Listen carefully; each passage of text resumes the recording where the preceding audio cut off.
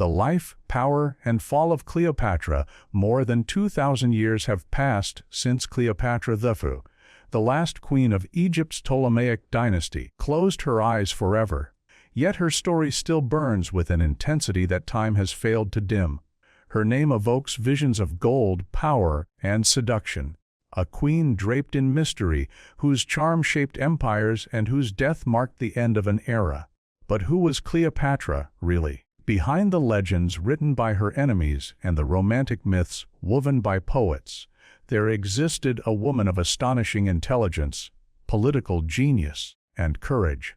Her reign wasn't merely about love and tragedy. It was about survival, sovereignty, and a desperate struggle to keep Egypt free in the shadow of Rome.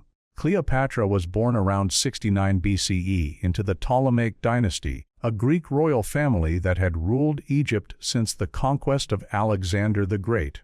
Though her ancestors spoke Greek and worshipped Greek gods, Cleopatra did something her predecessors never dared.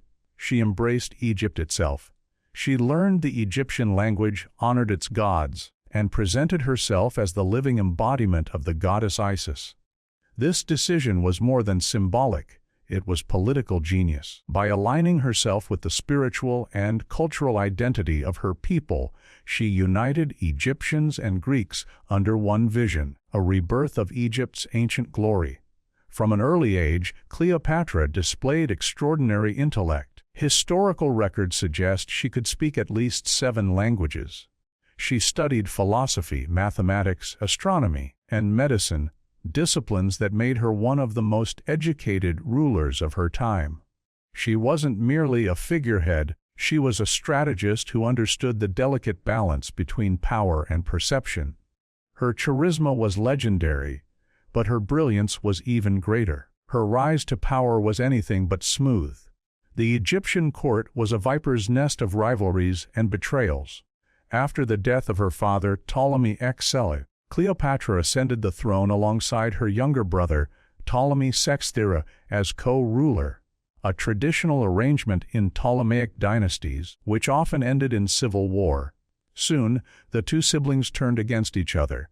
Cleopatra, forced into exile, gathered allies and plotted her return. Her chance came when the Roman general Julius Caesar arrived in Egypt in 48 BCE, chasing his rival Pompey. Cleopatra saw in Caesar not only a potential ally, but also a means to secure her throne. The legend says she was smuggled into Caesar's quarters rolled inside a carpet.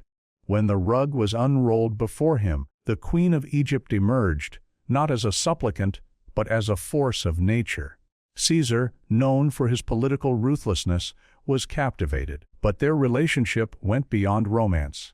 Cleopatra offered him access to Egypt's immense wealth, grain supply, and strategic position. In return, Caesar's military might restore her to power. Their union produced a son, Caesarion, the living link between Egypt and Rome, and a symbol of Cleopatra's dream, a dynasty that could unite East and West. During her reign, Cleopatra transformed Alexandria into a thriving capital of culture, science, and diplomacy. She revived trade routes, supported scholars, and built alliances across the Mediterranean. Her court was a blend of Greek elegance and Egyptian tradition, filled with philosophers, poets, and inventors. But even as Egypt flourished, danger grew across the sea. Rome was expanding, consuming every kingdom in its path. Caesar's assassination in 44 BCE shattered the fragile balance Cleopatra had built. Her protector was gone, and Rome descended into chaos as rival generals vied for control. It was during this turbulent time that she met Mark Antony, the man who would become her partner in both love and destiny. Antony was one of Rome's most powerful generals, a man of immense ambition and appetite. Cleopatra recognized in him both strength and opportunity. When they met in 41 BCE, history repeated itself, not in the same way but with the same fire. Cleopatra arrived in Tarsus on a golden barge, dressed as the goddess Isis, surrounded by music and perfume. Antony, a soldier accustomed to war and discipline, was dazzled. But Cleopatra's display wasn't vanity. It was theater, crafted with precision to remind him that Egypt was not a vassal state but a kingdom ruled by a goddess queen. Their alliance soon became personal. Together, they formed one of history's most infamous and romantic partnerships. Antony gave Cleopatra territories once lost to Egypt. She gave him loyalty, wealth, and heirs. Twins named Alexander Helios and Cleopatra Selene followed later by another son. For a brief, radiant moment, it seemed as if Cleopatra had succeeded where others failed, creating a new Eastern empire to rival Rome. But Rome could not tolerate rivals. To the Roman Senate, Cleopatra was a threat, a foreign queen manipulating one of their own. Propaganda turned her into a villain, a seductress, a witch, a danger to civilization. The same senators who once bowed to her wealth now called her the fatal woman of the East. When Octavian, Caesar's adopted son, rose to power, he used this propaganda as a weapon. He declared war not on Antony directly, but on Cleopatra. It was a calculated move, a battle between Rome and Egypt, between order and passion, between empire and independence. The final confrontation came in 31 BCE at the Battle of Actium. Antony and Cleopatra's combined forces faced Octavian's navy. The battle was a disaster. Cleopatra, realizing the battle was lost, withdrew her fleet to Egypt. Antony followed her, sealing their fate. Octavian pursued them relentlessly. When Roman troops finally entered Alexandria, Antony fell on his sword, dying in Cleopatra's arms. The queen who had ruled the richest land on earth was now alone, surrounded by enemies. Octavian sought to parade Cleopatra in Rome as a symbol of his victory. But Cleopatra, who had spent her life controlling her image, would not allow Rome to dictate her final act. On August 12, 30 BCE, she arranged a royal feast in her chamber. Surrounded by gold, perfumes, and her most loyal servants, she dressed in the robes of Isis, radiant, serene, unbroken. Then, according to legend, she took her own life, possibly by the bite of an asp hidden in a basket of figs. It was not despair that drove her, it was defiance. Cleopatra would not be humiliated. She would die as she had lived, a queen, a goddess, a symbol of power beyond Rome's reach. Her death marked the end of the Ptolemaic dynasty and the beginning of Roman Egypt. Caesarion was executed by Octavian, ensuring no heir could challenge his rule. Egypt became a Roman province, its independence extinguished. Yet Cleopatra's story refused to fade. Even in death, she triumphed in another way by becoming immortal in memory. Poets, painters, and playwrights turned her into legend. To some, she was the ultimate femme fatale, to others, a tragic heroine. But the truth lies somewhere in between. She was both strategist and symbol, ruler and woman, myth and reality. Centuries later, historians began to peel away the layers of Roman propaganda. The more they studied her reign, the clearer her brilliance became. Cleopatra wasn't just the lover of powerful men. She was their equal, and often their superior in intellect and diplomacy. Her ability to command loyalty, her mastery of politics, and her vision of a sovereign Egypt make her one of history's greatest rulers. She didn't simply resist Rome. She challenged its very narrative. While Rome claimed to bring civilization to the world, Cleopatra represented a civilization that had flourished long before Rome even existed. But one question still lingers. Where did she choose to rest? Ancient writers claimed that she was buried beside Antony, in a mausoleum she had built for them both in Alexandria. A tomb filled with treasures, designed not only to honor their love, but to secure their eternity. Yet the centuries erased all trace of it. Earthquakes, floods, and time itself consumed the once great city. Her final resting place vanished, leaving behind only rumors, fragments, and endless fascination. And so, Cleopatra's story becomes a mirror, reflecting both history and myth. She was not merely the last queen of Egypt, she was the embodiment of its eternal soul. Her life, ruled by love and ambition, ended in silence. Yet that silence echoes, still, louder than the triumphs of the empires that sought to erase her. The search for Cleopatra's tomb, theories and discoveries at Taposiris Magna, for over 2,000 years, One of the greatest mysteries in archaeology has haunted the sands of Egypt. Where is Cleopatra's tomb? Ancient writers told us that after her tragic death in 30 BCE, the last queen of Egypt was buried beside her lover, Mark Antony, in a grand mausoleum she had prepared for herself. They described a tomb filled with gold, jewels, and the symbols of royal divinity, meant to secure their eternal union. But no one has ever found it.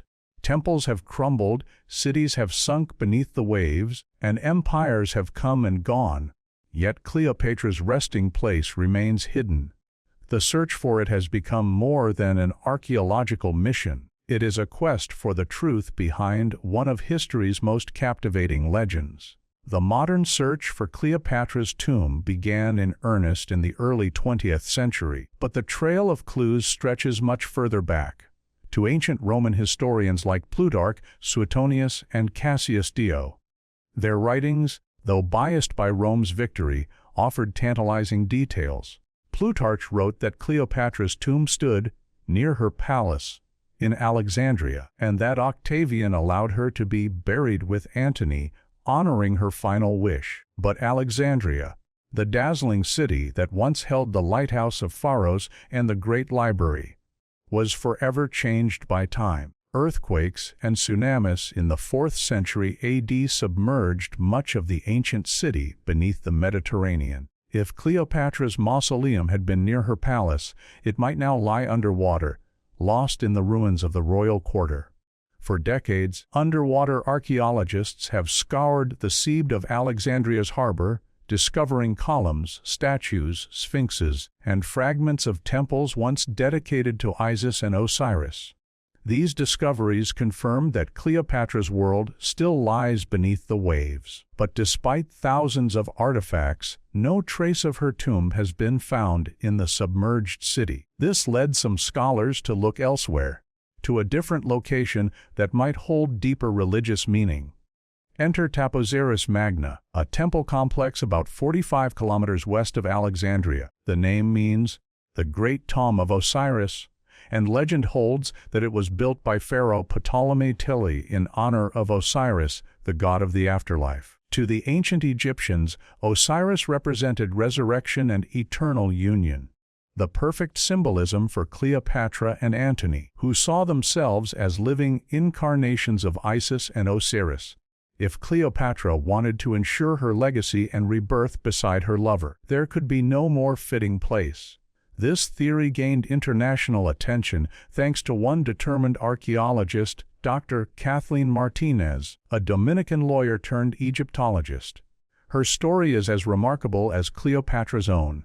Driven by an unshakable fascination with the queen, Martinez gave up her legal career and devoted her life to solving the mystery of Cleopatra's burial. She believed that historians had been looking in the wrong place. To her, the clues were not in Rome's propaganda or in Alexandria's lost palaces, but in Cleopatra's faith, her devotion to Isis. Martinez reasoned that Cleopatra, who viewed herself as the goddess's earthly embodiment, would want to be buried in a temple dedicated to Isis and Osiris. In 2005, after years of research, Martinez obtained permission from Egypt's Supreme Council of Antiquities to excavate at Taposiris Magna. What began as a speculative project quickly turned into one of the most intriguing archaeological pursuits of the 21st century. The site revealed layer upon layer of history, Ptolemaic foundations, Greek inscriptions, Roman burials, and a network of tunnels running deep beneath the temple. Some of these tunnels, carved through solid limestone, stretch more than a kilometer underground, possibly leading to a hidden chamber sealed for millennia. Martinez's excavations uncovered a wealth of artifacts that seemed to whisper Cleopatra's name. Coins bearing her face, carved idols of Isis, fragments of alabaster jars, and jewelry with royal motifs were found within the temple's walls. Statues depicting a queen with Cleopatra's unmistakable features, the strong nose, almond eyes, and serpent crown, were unearthed. These discoveries fueled her conviction that she was close to uncovering the lost tomb. In 2009, one of the most astonishing finds was made. a pair of mummies buried inside a sealed chamber within the temple complex. Both were of high status, wrapped in linen and covered in gold leaf. While they have not been identified as Cleopatra and Antony, the symbolic placement and the richness of the burials suggest that this was no ordinary tomb. DNA analysis and further study are ongoing, but what they represent is clear. This was a site of immense religious and royal significance. Over the years, the Temple of Taposiris Magna has yielded more secrets. Archaeologists discovered a necropolis filled with 50 mummies, many facing east, the direction of rebirth. Amulets depicting the Eye of Horus, the symbol of protection and resurrection, were found among the bodies. A cache of ancient coins bore the names of both Cleopatra and Alexander the Great. These artifacts hint that the site remained a sacred space linked to Egypt's divine rulers long after their deaths. But perhaps the most mysterious find of all came in 2022, when Martinez's team uncovered a tunnel carved 13 meters below the surface, stretching more than 300 meters long. Described by experts as an engineering marvel, it bears striking similarities to the ancient underground passageways found in the temples of Isis on the island of Philae. The tunnel runs directly beneath the main temple and may connect to an underground lake or hidden chambers, a potential burial complex waiting to be revealed. Martinez believes this tunnel could lead to the exact location of Cleopatra's tomb, possibly even a subterranean chamber where the queen and her lover rest together, protected by the gods of the underworld. Still, not all scholars agree. Some Egyptologists argue that Cleopatra's tomb was indeed in Alexandria and has long since been destroyed. They point out that Roman accounts describe the tomb as being near her palace, not miles away. Others suggest that Taposiris Magna was merely a religious site used for ceremonies rather than royal burials. But even skeptics admit that Martinez's discoveries have reshaped our understanding of the late Ptolemaic era. They've revealed that Cleopatra's Egypt was not a fading empire, but a vibrant civilization still deeply rooted in ancient traditions. Whether or not the tomb lies beneath Taposiris Magna, one truth stands out. Cleopatra's burial was deliberately hidden. Octavian, who became Emperor Augustus, had every reason to erase her memory. Yet, curiously, he allowed her a royal burial, a gesture that historians believe was motivated by politics rather than mercy. He wanted to present himself as a ruler who respected the divine queen, not as a conqueror desecrating a goddess. Still, it's possible that Cleopatra ordered her tomb's location concealed from the world to protect her legacy, a secret shared only among her most trusted priests. Modern technology continues to advance the search. Ground-penetrating radar magnetometry and drone imaging have revealed voids and cavities beneath Taposiris Magna that might hold further clues. Each new discovery pushes the boundaries of what we know and deepens the mystery. What archaeologists now face is not just a question of history, but of belief. Cleopatra's tomb is more than a physical site, it is a spiritual symbol, a bridge between the mortal and the divine. As excavations continue, Kathleen Martinez's passion has turned her into a global icon of perseverance.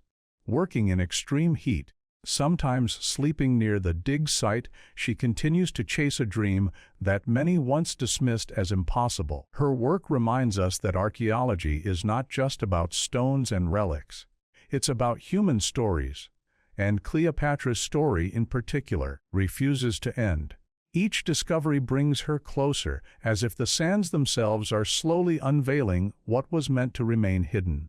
If Martinez is right, and the Queen's tomb does lie beneath the Temple of Osiris, then its discovery would be one of the greatest archaeological finds in human history, rivaling the tomb of Tutankhamun. But more importantly, it would restore Cleopatra's voice, long silenced by centuries of Roman distortion.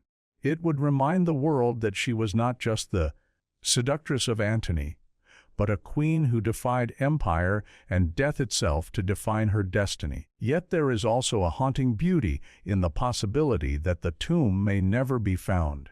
For Cleopatra, whose life was a blend of truth and myth, perhaps the ultimate victory is to remain eternal, not through her body, but through her mystery. The queen who called herself Isis may still lie beneath the earth, her face turned toward the rising sun, waiting for the day her name will be spoken once more beneath the temple that bears her God's name. The legacy and symbolism of Cleopatra's lost resting place.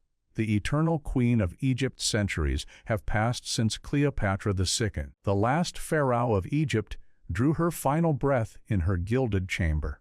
Yet her name still glows like a beacon through time, a symbol of intelligence, power, beauty, and tragedy. The mystery of her tomb, still lost beneath Egypt's earth or sea, only deepens that glow. Cleopatra's resting place is not merely an archaeological puzzle.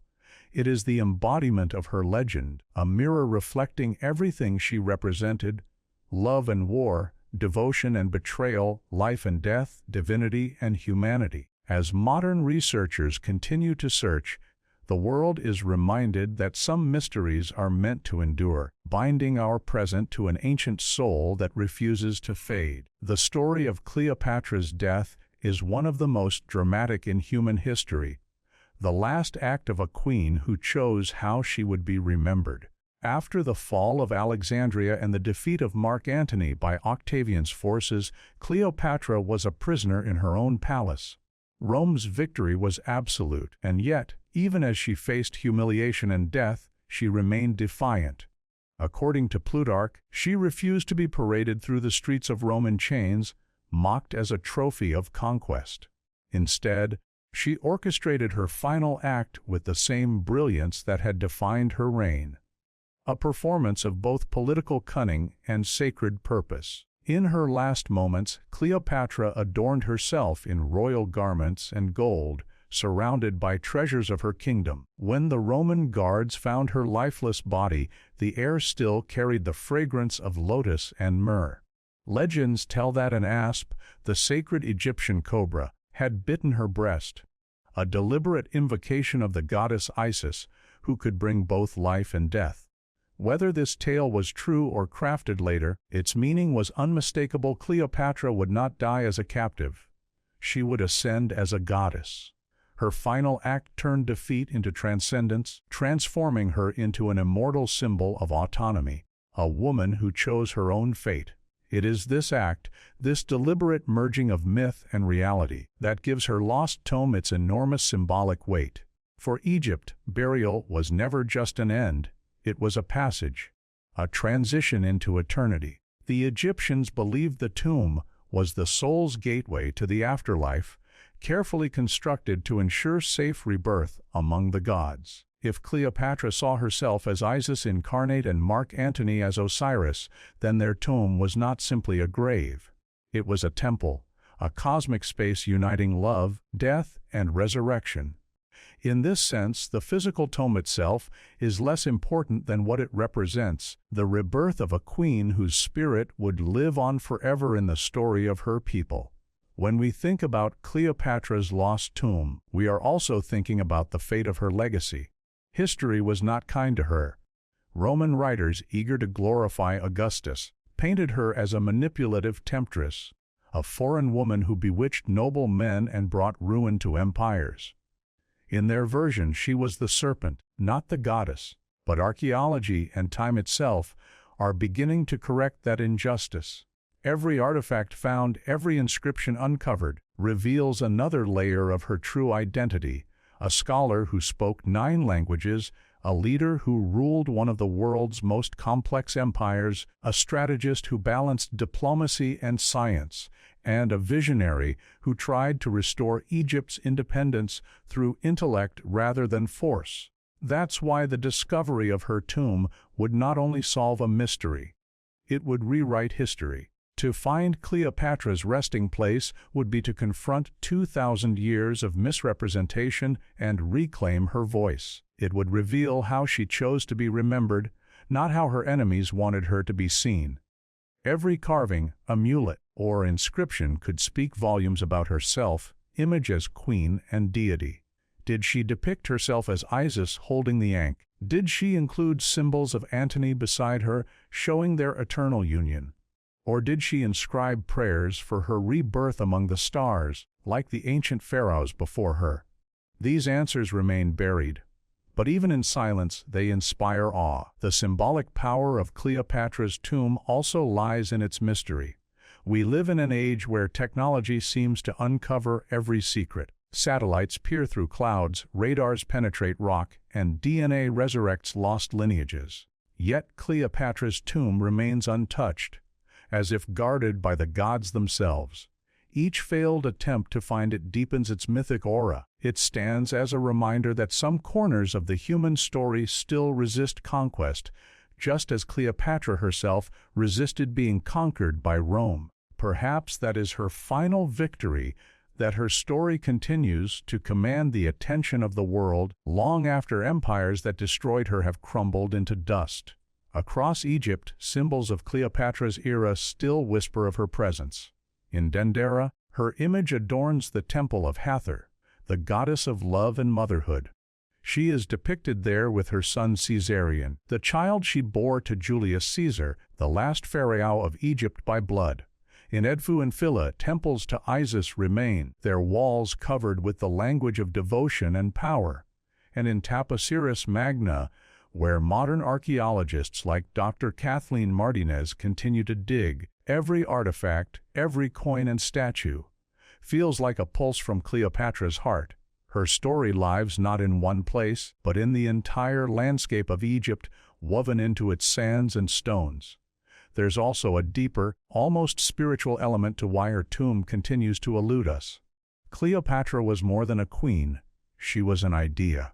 She embodied the eternal feminine, intellect wrapped in mystery, love entwined with loss, beauty fused with strategy. Her legacy transcends time because she represents the balance between fragility and power. She was mortal, yet divine, defeated, yet triumphant, gone, yet unforgettable. The absence of her tomb only enhances this paradox. Like a goddess who vanished into the horizon, she left the world wondering, not where she lies, but how she still moves us.